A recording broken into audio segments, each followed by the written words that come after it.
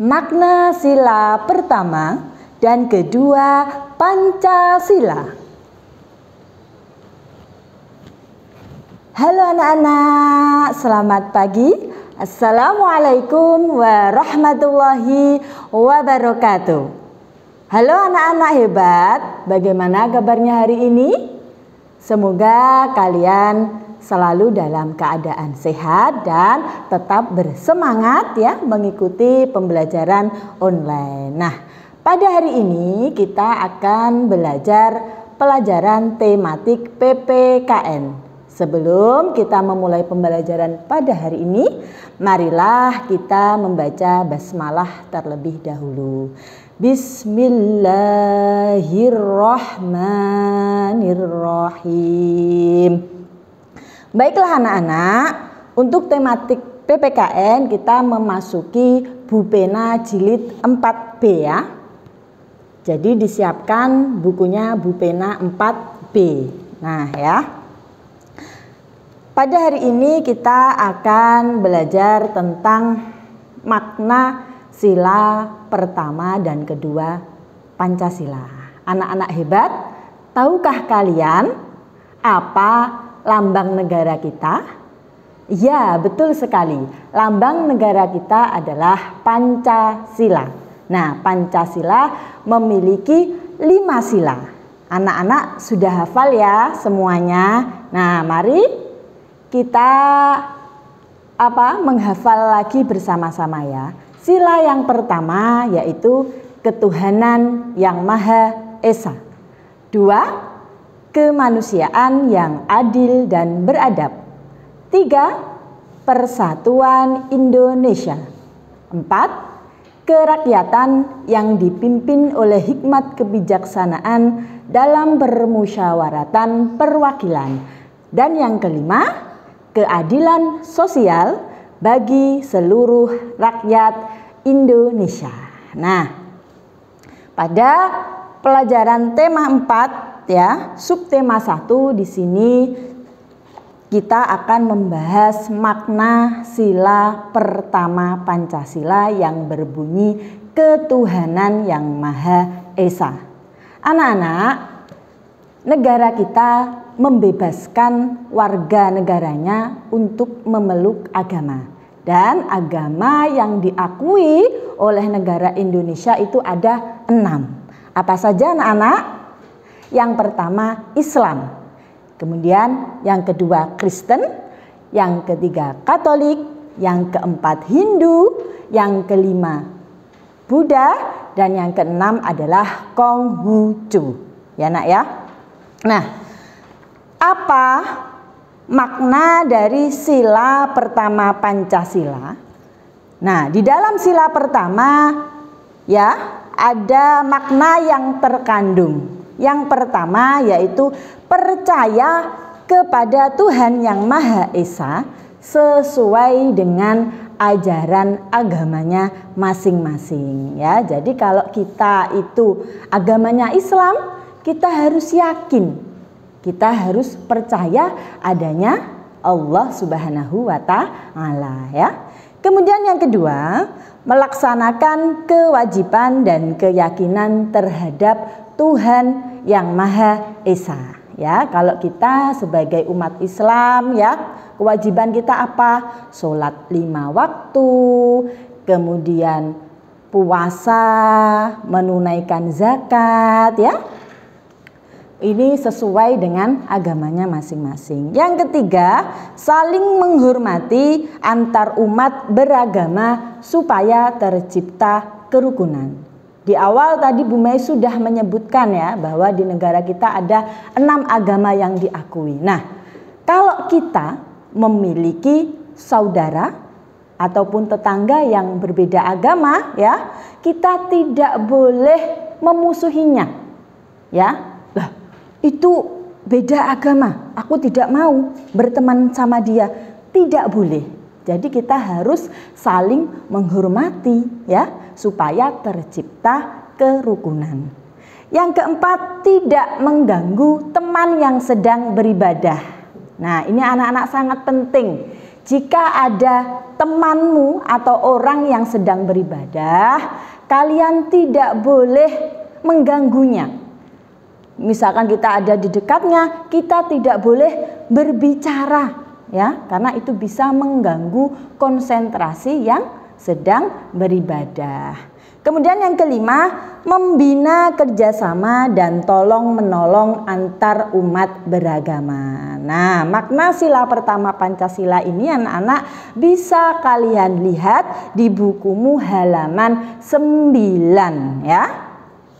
Kemudian kita lanjut anak-anak halaman 13 ya. Di situ ada muatan PPKN dengan pendalaman materi bersikap jujur untuk pengamalan sila pertama Pancasila. Nah, salah satu pengamalan sila pertama Pancasila itu adalah apa tadi yang pertama? Taat kepada Tuhan yang Maha Esa ya.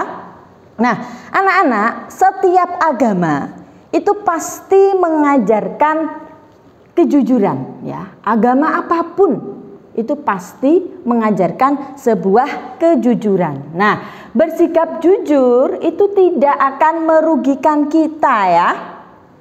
Bersikap jujur itu banyak sekali manfaatnya ya. Di antaranya dengan bersikap jujur kita akan dipercayai oleh orang lain.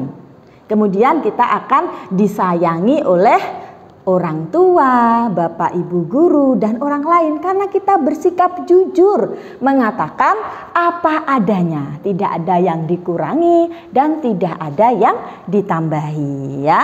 Oleh karena itu, anak-anak, kita harus bersikap jujur dimanapun kita berada ya. Berarti dengan bersikap jujur kita telah mengamalkan sila pertama Pancasila. Kemudian contoh kegiatan yang menunjukkan sikap jujur yaitu bercerita tentang pengalaman kita kepada guru dan juga teman-teman. Oke, lanjut nak. Halaman 21 ya. Nilai-nilai Pancasila dalam tokoh cerita. Nah, Bu Mai bacakan. Pancasila menjadi pedoman dalam kehidupan sehari-hari. Bangsa Indonesia harus memiliki sikap-sikap yang sejalan dengan nilai-nilai pada Pancasila.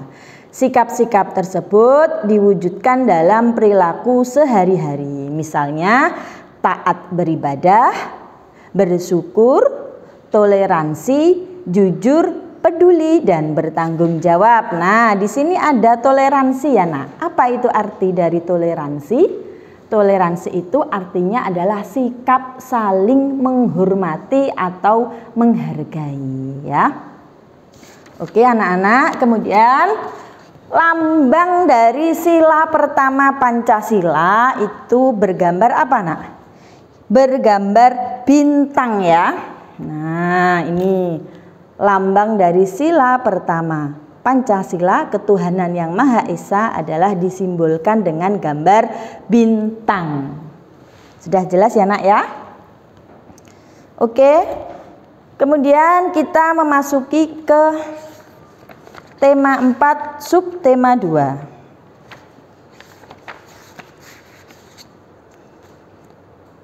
Muatan PPKN halaman 29 ya. Di situ adalah hubungan simbol dengan makna sila kedua Pancasila. Nah, sekarang sila kedua Pancasila. Bunyinya apa anak-anak?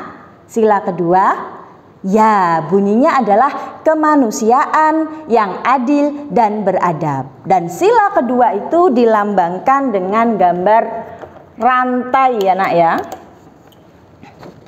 Nah, ini sila kedua disimbolkan dengan gambar rantai.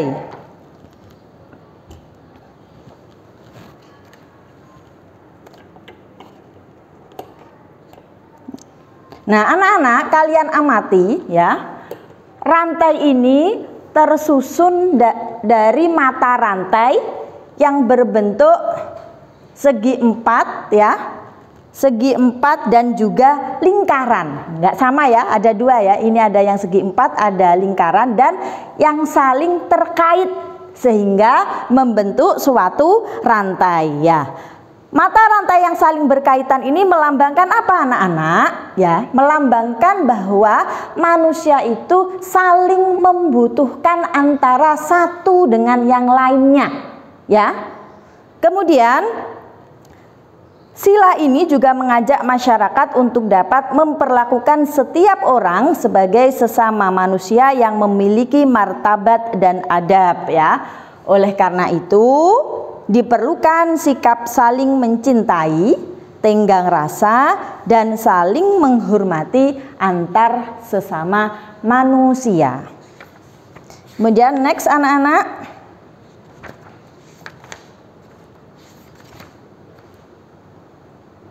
halaman 37 ya, muatan PPKN sikap tokoh yang sesuai sila kedua Pancasila ya. Kalau kemarin dalam muatan bahasa Indonesia ya, kita telah belajar tentang tokoh. Apa kemarin tokoh? Ya, tokoh adalah pelaku dalam sebuah cerita. Nah, pengamalan sila-sila pada Pancasila dapat kamu dapatkan pada kehidupan sehari-hari.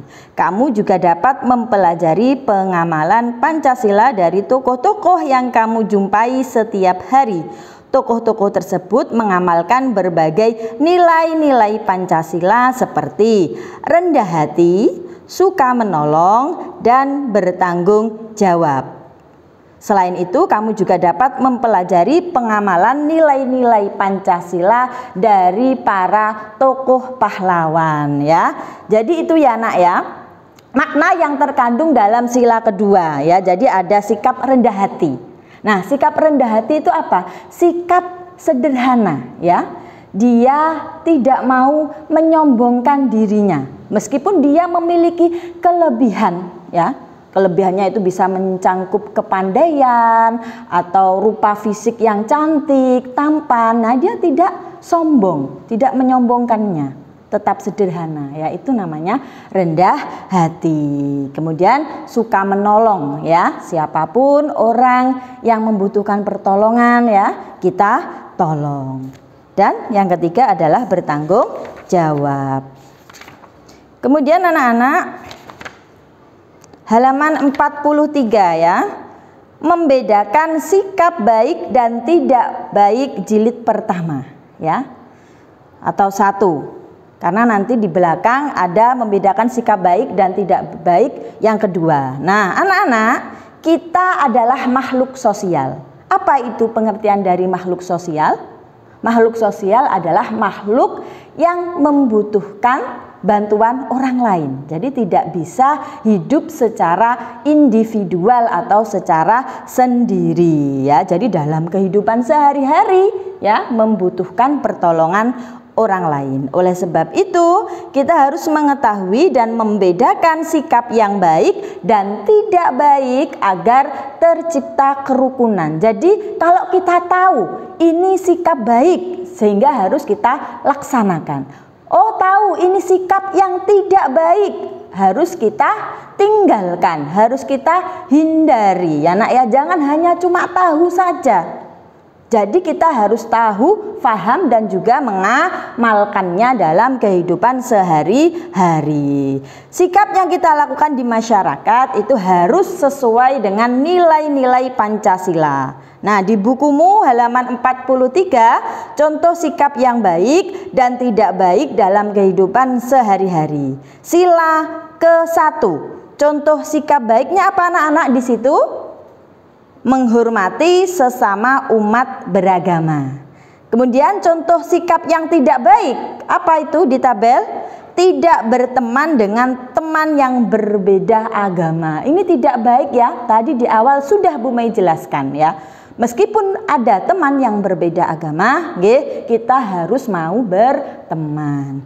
Kemudian sila kedua, contoh sikap yang baik, menolong teman yang sedang mengalami kesusahan. Contoh sikap yang tidak baik, sombong dengan barang-barang yang kita miliki. Padahal tadi pengamalan sila kedua kita harus bersikap apa nak? rendah hati. Lah kok kita sombong? Misalkan kita punya sepeda bagus, harganya sampai jutaan, ya toh, dipamerkan sama temennya. Nah, itu tidak baik.